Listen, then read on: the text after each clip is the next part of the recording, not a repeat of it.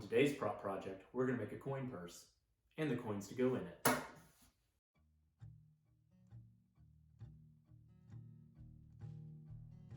First thing I had to do was find a set of coins. I didn't have a clue what I wanted, so I went on to Thingiverse. After a quick search, I came across some files of double-sided coins from D&D 5th edition. I'll put a link down in the description. I did have some problems getting the print settings right. Finally, I was able to get consistent quality prints by limiting my sizes to 2 of the gold coins and 4 of the silver per batch. I'm pretty new to 3D printing, but one of the tips I've learned is I can avoid a lot of settings issues by lowering the amount of what I'm printing and moving it to the center of my print bed. At least, this seems to work on my Ender 3.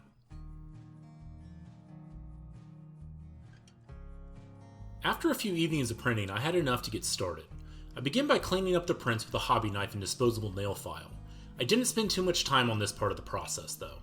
Next, I washed and dried each piece before using poster tack to stick them to a piece of cardboard for painting.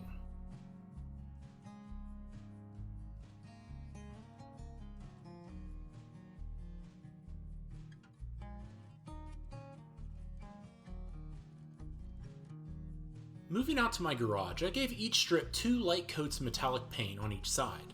I find that this cheap Rust-Oleum Paint Plus Primer metallic finish sticks well to the PLA I generally print with. Once each side was painted, I flipped them back over and gave a final coat of Rust-Oleum crystal clear enamel gloss finish. This does dull the silver a lot, but it adds to the durability.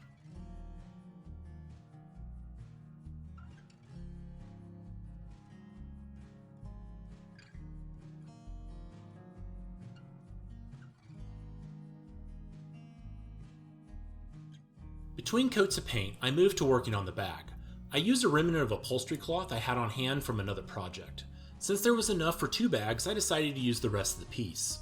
There's no science behind the size of circles. I simply used 2 stainless steel bowls I had sitting around me to draw out 4 circles. I could have gone much larger, but I don't recommend going any smaller than about 12 inches across.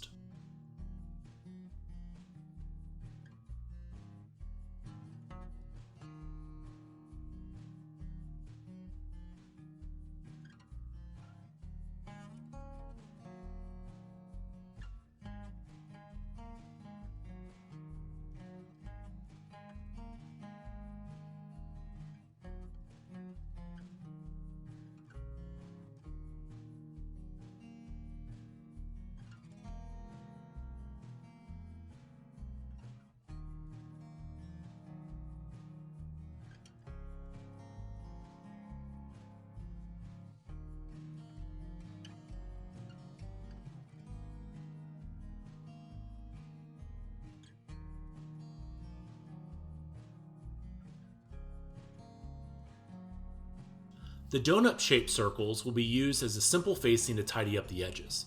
If you have a fabric that doesn't fray, you won't need to use the facing.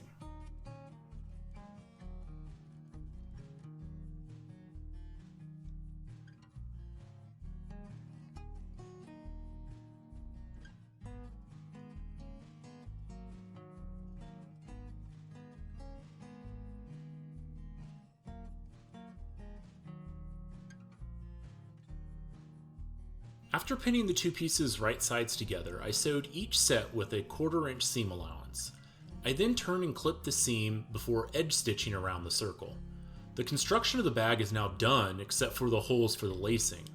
I found 16 holes was needed for my size of bag.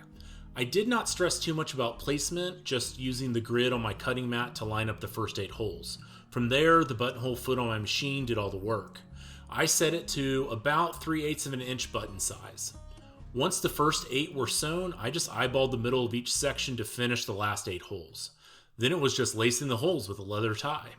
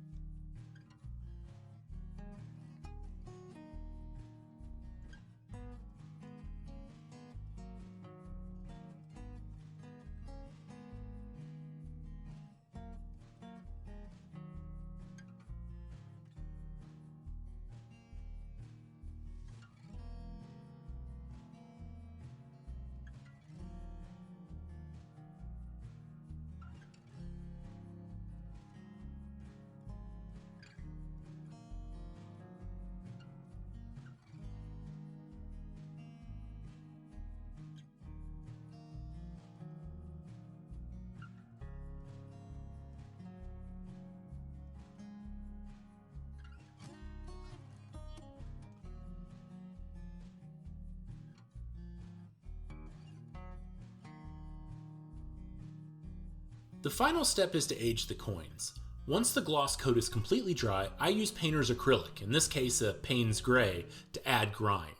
These acrylics are thicker than normal craft paints, which is what you need to stick to the edges and into those recesses.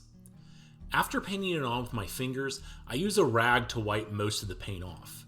Notice how it sticks in the corners and gains that used look. You'll want to change your rag often and make sure you wipe off any fingerprints left on the edges before it dries.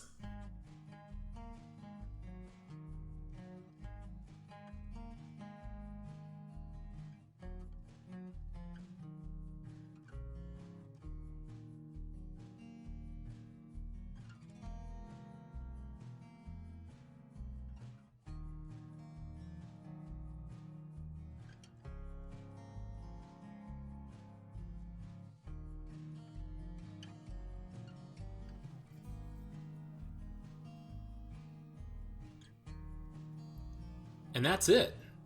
If you enjoyed this quick prop tutorial, please leave a thumbs up and subscribe to Book Fair Cosplay for more costuming videos.